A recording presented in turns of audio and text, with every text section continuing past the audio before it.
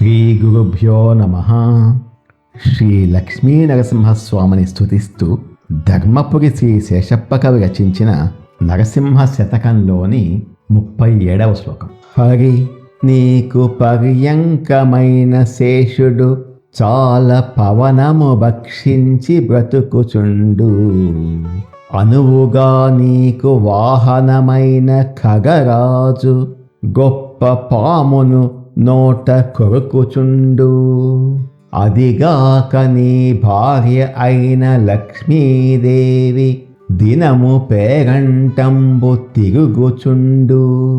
నిన్ను భక్తులు పిలిచి నిత్య పూజలు చేసి ప్రేమ పక్వాన్నముల్ పెట్టుచుండ్రు. స్పష్టముగా నీకు గ్రాసము జరుగుచుండ కాసు నీ చేతిది ఒకటైన కాదు వ్యయము. భూషణ వికాస శ్రీ ధర్మపుర నివాస దుష్ట సంహార నరసింహ దురిత దూరా. ఓ నరసింహస్వామి, హరి నీకు పాన్పు మంచం అయిన ఆదిశేషుడు కేవలం గాలిని పవనాన్ని మాత్రమే తిని బతుకుతున్నాడు.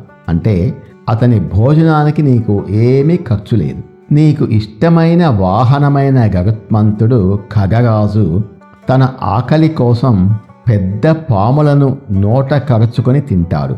అతని తిండి కూడా అతనే సంపాదించుకుంటాడు.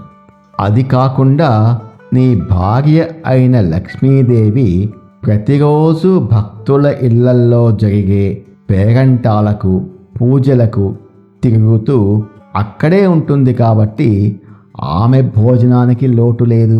నీ భక్తులేమో నిన్ను ఎంతో భక్తితో పిలిచి ప్రతిరోజు పూజలు చేసి అత్యంత ప్రేమతో రుచికరమైన పక్వాన్నాలను పిండి వంటలను నైవేద్యంగా పెడుతున్నారు. ఇలా మీ అందరికీ ఎవరికి వారు స్పష్టంగా భోజనము గ్రాసము సమకూర్చుకుంటున్నప్పుడు నీ జేబులోంచి ఒక్క కాసు కూడా ఖర్చు వ్యయము అవ్వదు కదా.